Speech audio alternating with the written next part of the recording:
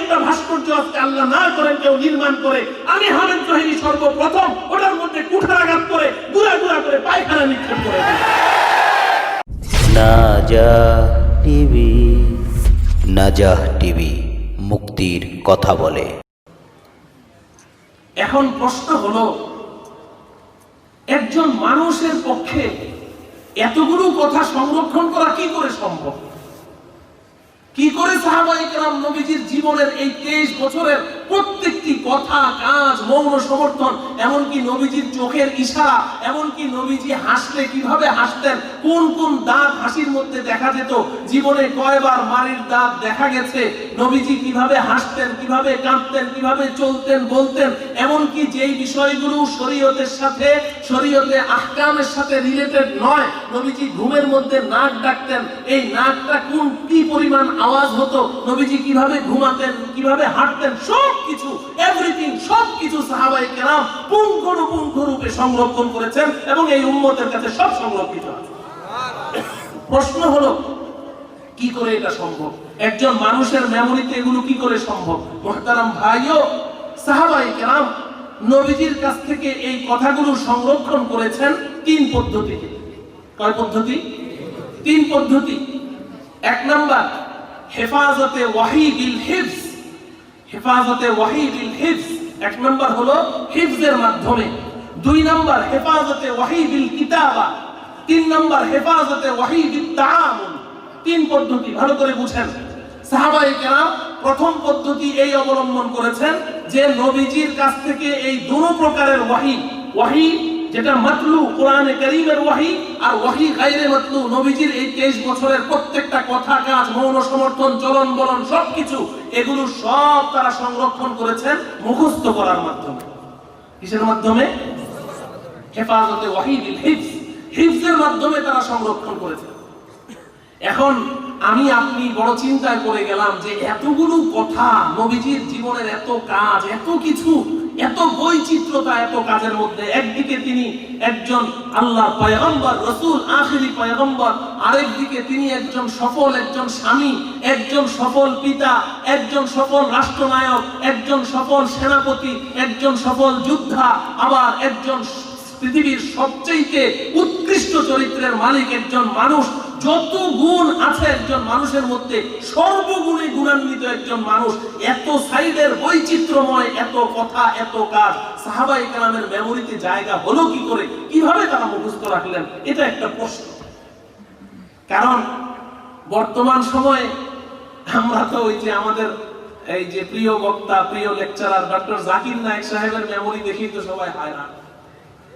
হ্যাঁ, মনে হয় যেন একটা মিরাকেল, যে এমন ভাবে উনি কোরআনের আয়াতের রেফারেন্স, হাদিসের পৃষ্ঠা নাম্বার, খণ্ড নম্বর, লাইন নাম্বার একটার পর একটা বলতে থাকেন। আমরা অবাক যে তার মেমোরিতে এত শার্প, এত পরিষ্কার, এত কিছু জানে, এত কিছু মুখস্থ।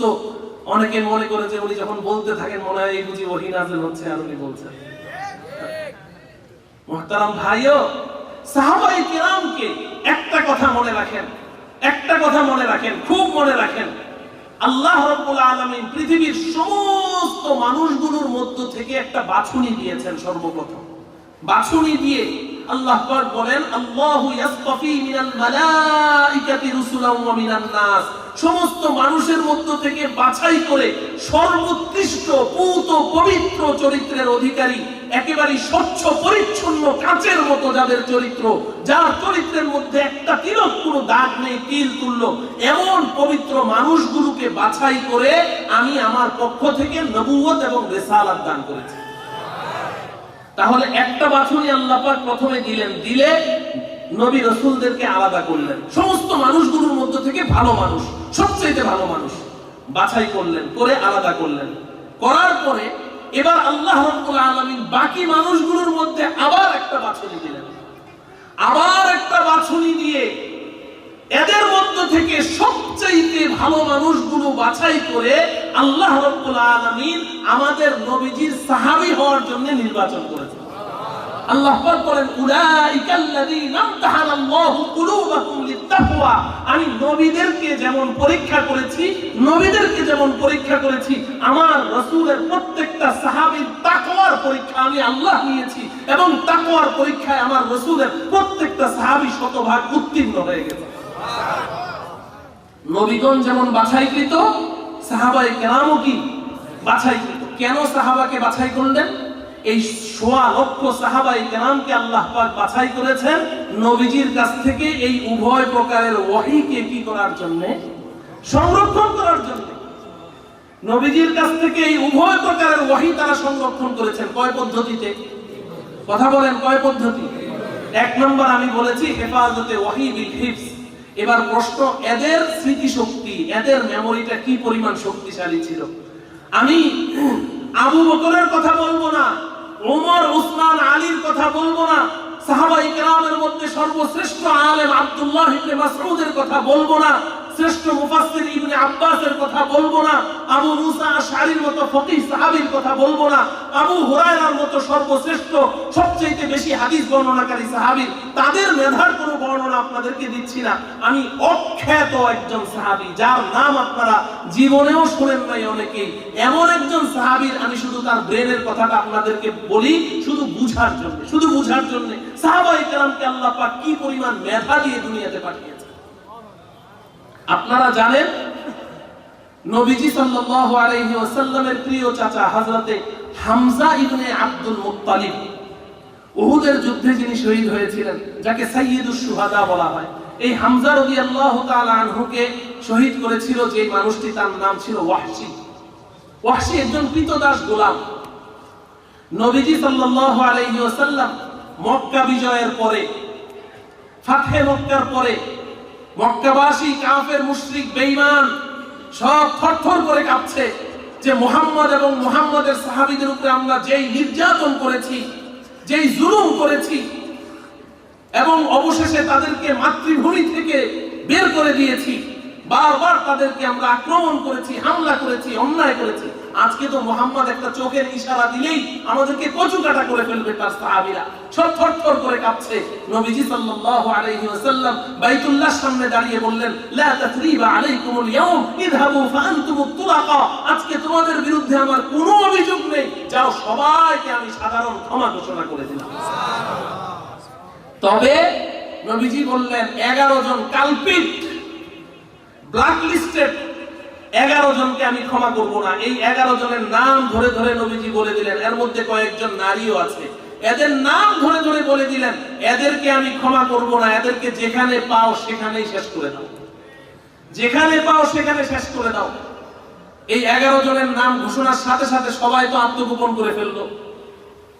সাহাবায়ে কেরাম এসে বললেন, ইয়া রাসূলুল্লাহ, যেই 11 জনের নাম বলেছেন তার মধ্যে একজন হলো ইবনে খাতাল। ইবনে খাতাল বললেন, ইয়া রাসূলুল্লাহ, ইন্না ইবনে খাতাল মুতাআল্লিকুন বিআস্তারিল কাবা। ও আল্লাহর রাসূল, ইবনে খাতাল ও তো পলাতে পারে না, সে এখন কোনো উপায় না দেখে সে দৌড়ে গিয়ে কাবা ঘরের গিলাফ ধরে ঝুলে আছে, কাবা ঘরের গিলাফ ধরে ঝুলে আছে। আর কাবা ঘরের গিলাফ ধরলে আপনারা জানেন আল্লাহ পাক পরিষ্কার বলেছেন, ওয়ামান দাখালাহু কানা আমিনা। আমার ঘর এই বাইতুল্লাহ, এই কাবা ঘর, এখানে যদি কেউ প্রবেশ করে তাহলে সে নিরাপদ, এখানে কেউ কাউকে মারতে পারবে না। একেবারে শত শত খুনের আসামি, 100টা খুন করেছে, সেও যদি এসে কাবা ঘর এখানে আশ্রয় নেয়, তাকে কি করা যাবে না, ওখানে হত্যা করা যাবে। কাবা ঘর সবাইকে নিরাপত্তা দিয়ে দেয়।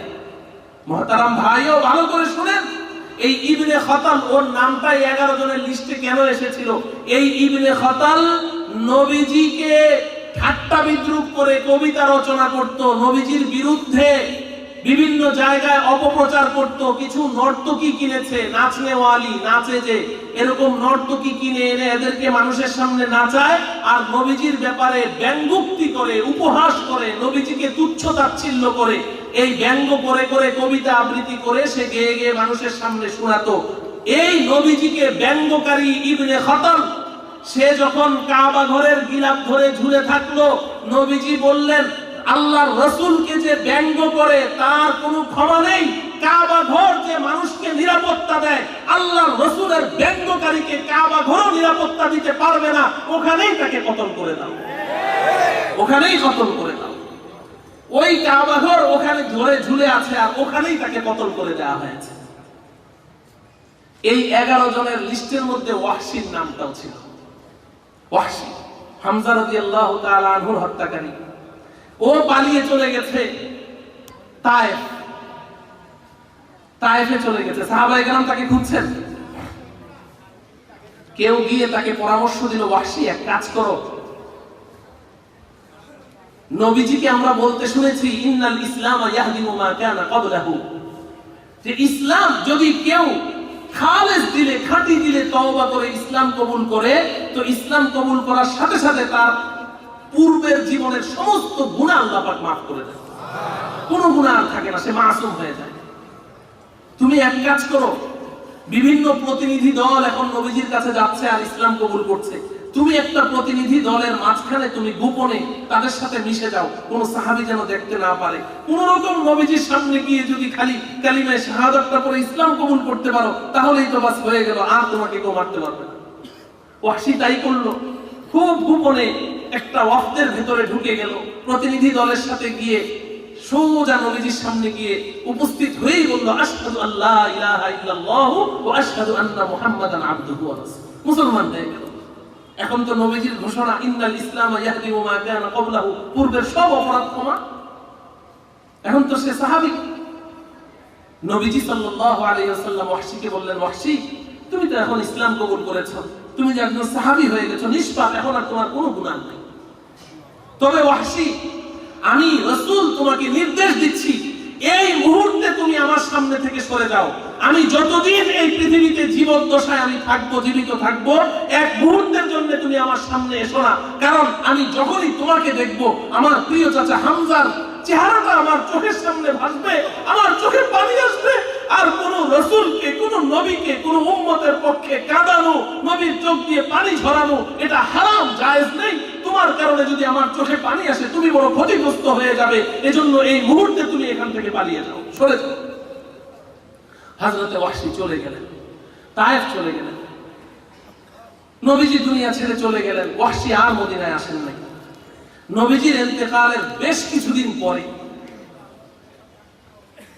হযরতে উবাইদুল্লাহ ইবনে আদি ইবনুল খিয়ার, খুব মনে রাখেন, উবাইদুল্লাহ ইবনে আদি ইবনুল খিয়ার, আদির পুত্র উবাইদুল্লাহ, এতটুকু মনে রাখেন, আদির পুত্র, পিতার নাম আদি, ছেলের নাম উবাইদুল্লাহ। তিনি একজন সাহাবী। তার মনে জাগলো যে আচ্ছা, ওয়াহশী যে এখান থেকে চলে গেলেন, ওয়াহশী কি দুনিয়াতে আছেন না নাই, একটু খোঁজ নিয়ে দেখি। তো উনি ওনার এক বন্ধু জাফর ইবনে উমাইয়া আদ-দমরিকে বললেন যে, দোস্ত চলো তো দেখি ওয়াহশী দুনিয়াতে আছে কিনা, একটু খোঁজ নিয়ে দেখি। উনি তো 11 জনের ভিতরে ছিলেন, কিন্তু উনি তো মুসলমান হয়ে সাহাবী হয়ে গেছেন। নবীজির সামনে থেকে যে গেলেন তো গেলেন, আর তো মদিনায় আসলেন না। তারা খোঁজ করতে করতে তায়েফে গেল। তায়েফে যাওয়ার পরে জানতে পারলো ওয়াহশী এখনো জীবিত আছে। খোঁজ করে তার বাড়িতে গেলেন। ওয়াহশী তখন একেবারেই অতি বৃদ্ধ হয়ে গেছে, কালো, নিকুশ কালো ছিল, বসে আছে চুপচাপ, মাথা নিচু করে। তো এই আদির পুত্র উবাইদুল্লাহ ইবনে আদি ইবনুল খিয়ার তার বন্ধুকে নিয়ে গেলেন ওয়াহশীর সামনে, গিয়ে সালাম দিলেন। সালাম দিয়ে ওয়াহশীকে বললেন, ওয়াহশী, ইয়া ওয়াহশী আতারিফুনি, ওয়াহশী আপনি কি আমাকে চিনেন? খেয়াল করেন, ওয়াহশী আপনি কি আমাকে চিনেন? হযরতে ওয়াহশী রাদিয়াল্লাহু তাআলা আনহু এই আদির পুত্র উবাইদুল্লাহ তার দিকে তাকালেন, মাথা থেকে ধীরে ধীরে ধীরে ধীরে তার পা পর্যন্ত এভাবে দেখলেন। এভাবে দেখে পায়ের আঙ্গুলিগুলোর দিকে এভাবে তাকিয়ে আছেন। তাকিয়ে থেকে বলছেন যে, না, আমি তোমাকে চিনি না, তবে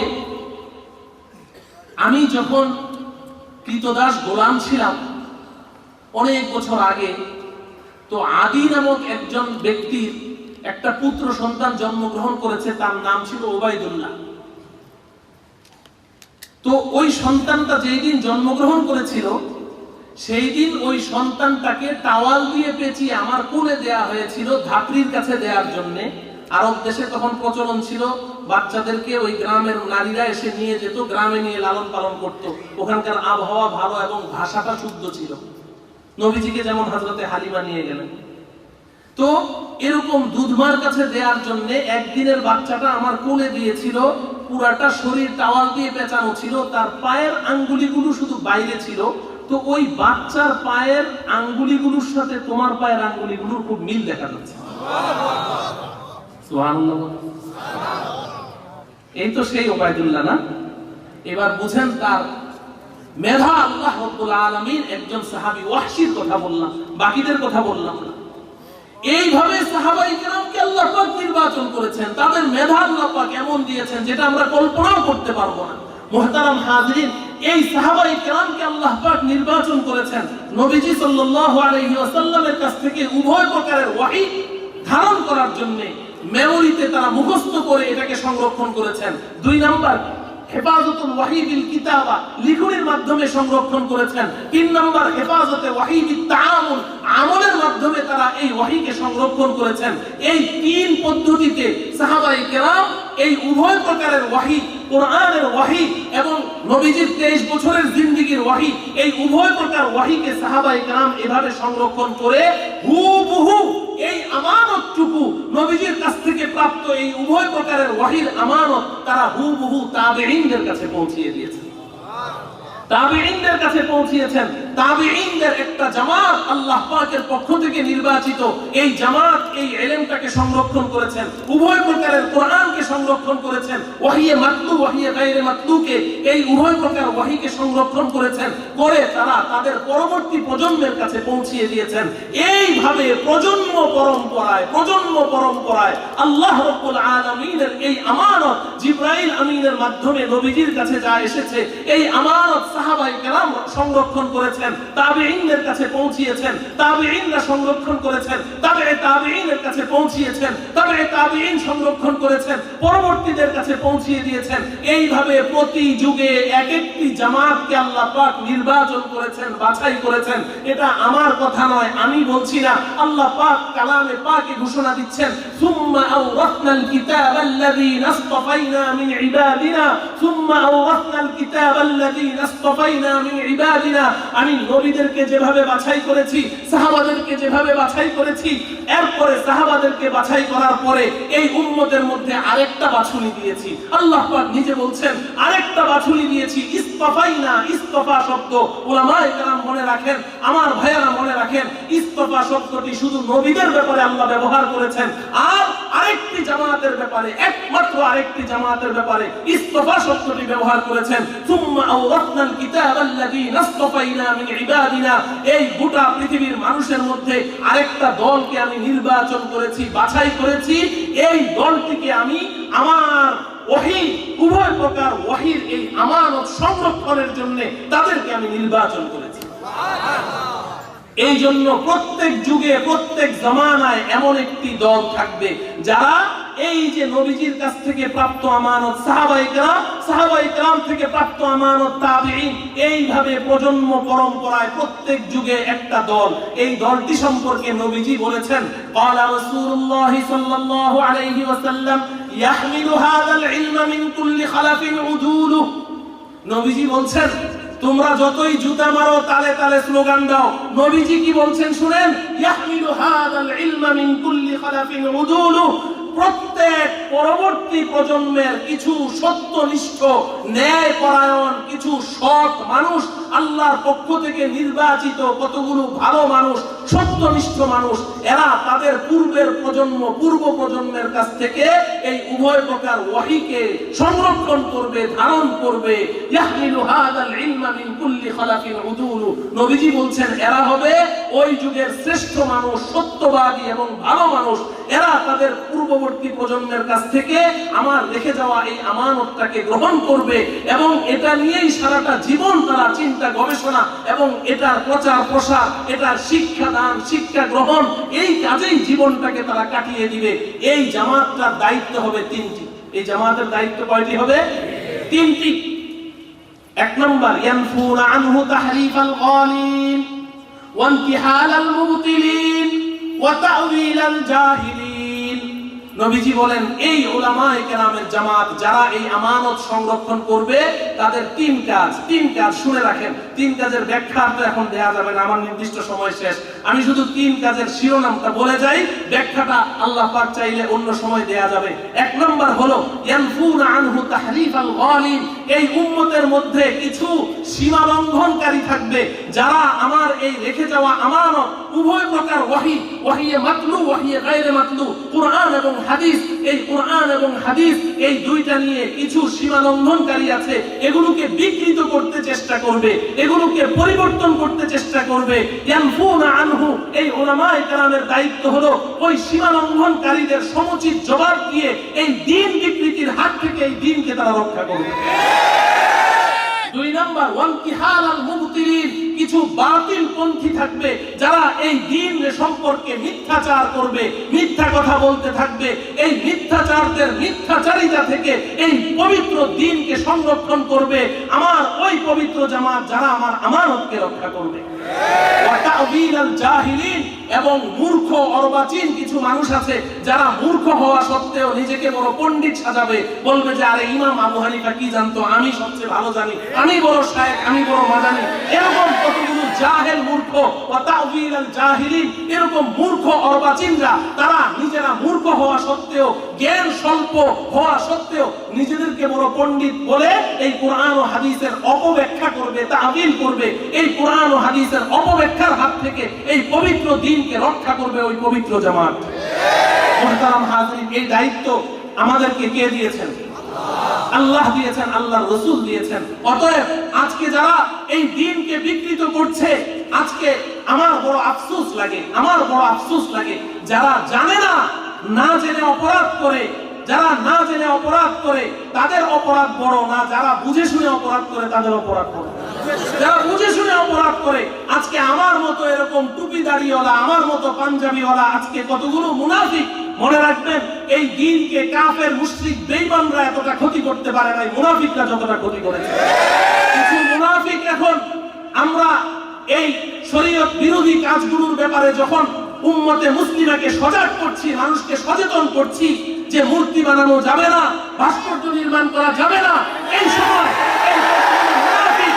এই কতগুলো মুনাফিক তারা কোরআনের অপব্যাখ্যা করছে। আমি ওই মুনাফিকদের জন্য দোয়া করি, আপনারা দোয়া করেন।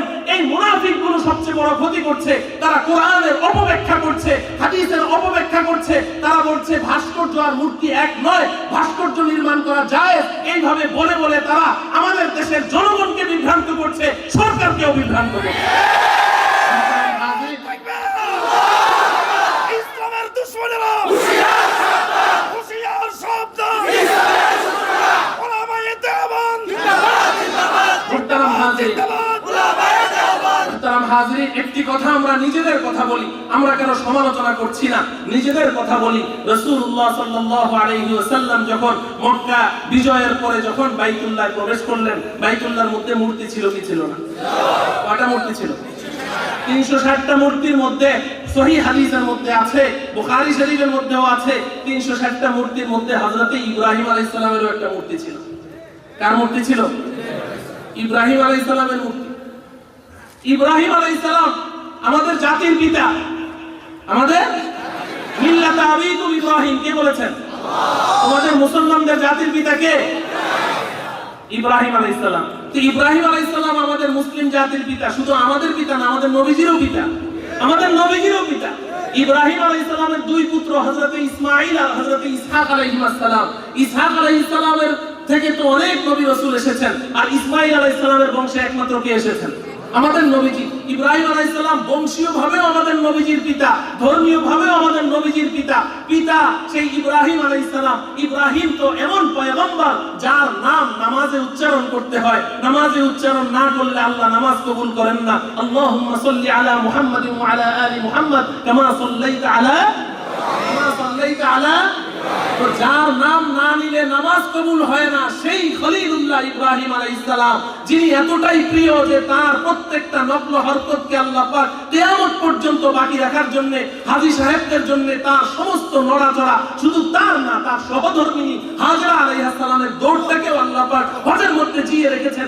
এত প্রিয় পয়গম্বর পয়গম্বর, সেই পয়গম্বরের মূর্তিটা যখন এই কাবা ঘরের মধ্যে নবীজি দেখলেন, ওই মূর্তি নবীজি বাকি রেখেছেন না, ওটাকেও ভেঙে ফেলেছেন। ওটাকেও তাইলে ইব্রাহিম খলিলুল্লাহর মূর্তি যদি না রাখা যায়, তাহলে যার নাম না নিলে নামাজ হয় না, তার মূর্তি যদি ভাঙতে হয়, তাহলে যার নাম নিলে নামাজ নষ্ট হয়ে যাবে, তার মূর্তি রাখা যাবে? হ্যাঁ? আরে ইব্রাহিম খলিলুল্লাহ আলাইহিস সালামের মূর্তি নবীজি ভেঙে ফেলেছেন। এখন মিথ্যাচার করা হচ্ছে তারিখ ইবনে হিশামের বরাত দিয়ে, এটার ইংলিশ ভার্সন, ইংলিশ অনুবাদ, এটার বরাত দিয়ে কিছু মুনাফিক বলছে যে নবীজি যখন বাইতুল্লাহ ঢুকেছেন, তাহলে সব মূর্তি ছিল, তার মধ্যে মেরির একটা মূর্তি ছিল, মেরি মানে মারিয়াম আলাইহিস সালাম, মেরির একটা মূর্তি ছিল। নবীজি সব মূর্তি ভেঙে মেরির মূর্তিটা হাত দিয়ে বললেন যে এটা ভাঙার দরকার নাই, এটা রেখে দাও। নাউজুবিল্লাহ বলেন। এই মিথ্যাচার তারিখ ইবনে হিশাম, এটার মূল কিতাব তো আরবি ভাষায়, আরে এটার মূল ভাষণ তো আরবি ভাষায় উলামায়ে কেরামের কাছে সংরক্ষিত আছে। তোমরা এত সহজ মনে করো না যে যা খুশি তাই লিখে ফেলবে, উলামায়ে কেরামের কাছে সংরক্ষিত আছে। তারিখ ইবনে হিশামের মূল কিতাবের মধ্যে এই কথা নাই, এটা সম্পূর্ণ মিথ্যাচার। এটা অনুবাদ করতে গিয়ে খ্রিস্টানরা অনুবাদ করেছে। খ্রিস্টানরা যেহেতু মেরিকে খোদা মনে করে, আল্লাহর স্ত্রী মনে করে, নাউজুবিল্লাহ, এই কারণে এই মিথ্যা কথাটা ওই কিতাবে ঢুকিয়ে দিয়েছে, আর সেটাকে দলিল পেশ করে কিছু মুনাফিক সরকারকে বিভ্রান্ত করছে।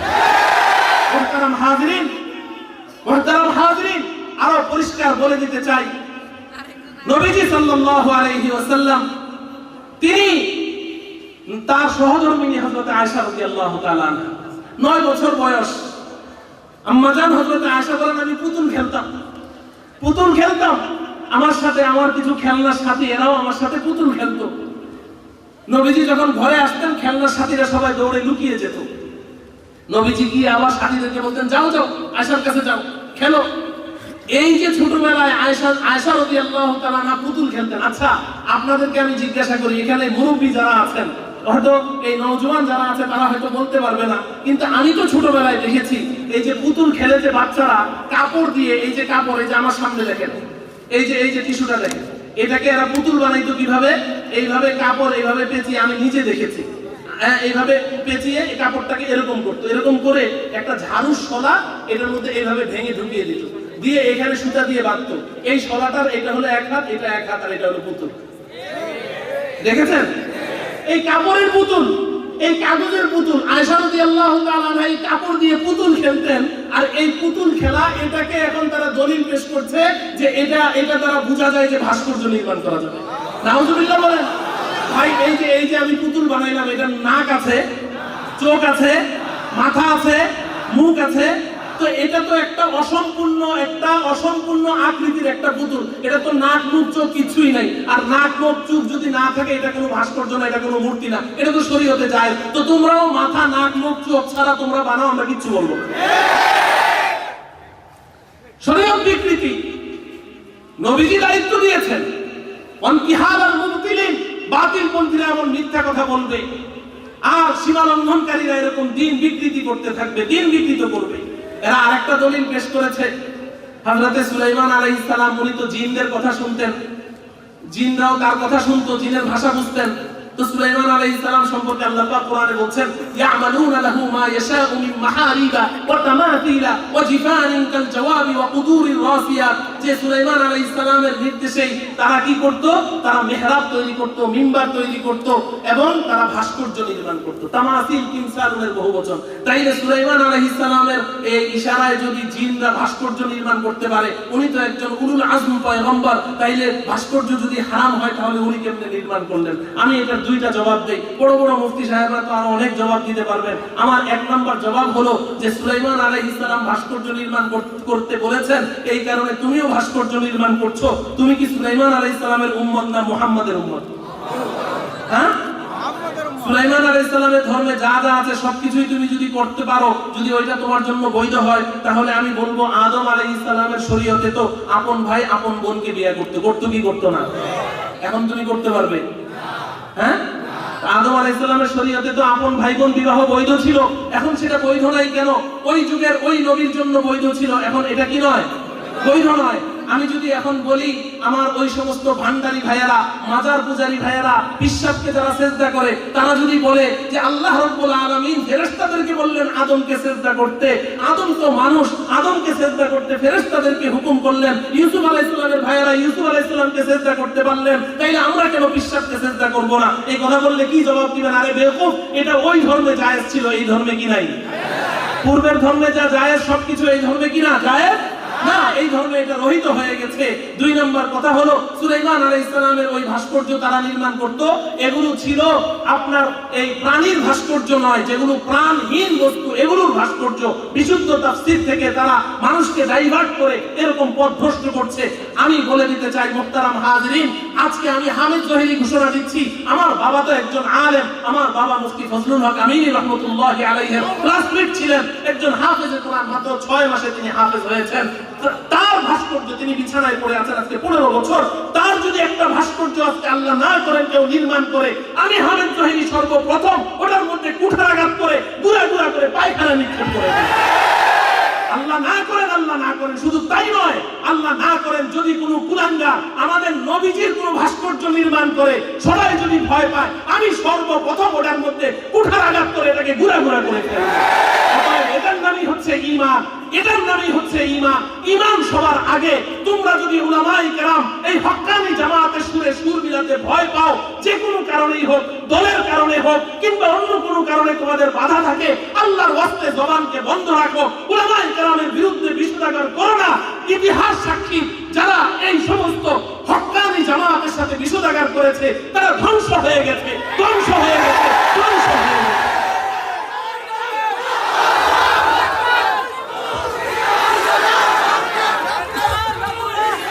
আল্লাহ রাব্বুল আলামিন, হযরত চলে এসেছেন, আমি আর বেয়াদবি করতে চাই না। আল্লাহ রাব্বুল আলামিন আমাদের সকলকে হক বুঝে হক জামাতের সাথে সারা জীবন থাকার তৌফিক দান করেন। সাল্লাল্লাহু তাআলা আলা সাইয়্যিদিনা মুহাম্মদ ওয়া আলা আলিহি ওয়া আসহাবিহি আজমাইন। আসসালামু আলাইকুম ওয়া রাহমাতুল্লাহি ওয়া বারাকাতুহু।